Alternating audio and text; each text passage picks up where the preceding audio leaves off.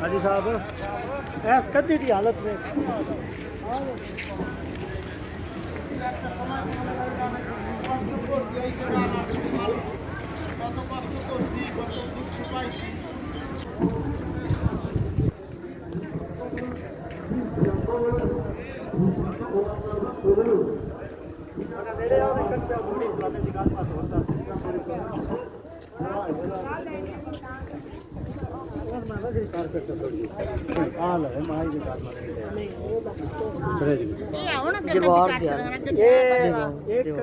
अगली बारी अस 1.5 महीना पहले दो कोई ना सी उत्ते गए रहे तोड़ ते आउण है ना कल रखियां ने हालत वेखो ना देख लेख लेख की होया ये ना चीज़ Şu hemen duamızın kabul olması için hangi ayet okuyoruz? Estağfirullah.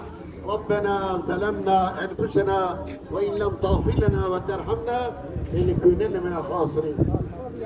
Biz ikimiz de नीली जी जड़ी है ना सामने पहाड़ी पहाड़ उत्ते आ जड़े निशाने जाइए oluruz ya Rabbi.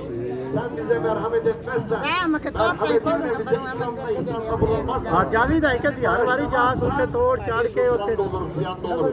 Biz böyle dua edeceğiz. ते दूसरा नहीं पर परी हो रही रात देखो ना कोई बंदा नजर है द्वार लग गई बस किसी की जान सारे ये वो जगह होना सारे थोड़ा देखो ना जगह चलना इतने हजरत फरमाई हवा 40 साल दुआवां मंगते रहे 40 साल तो बाद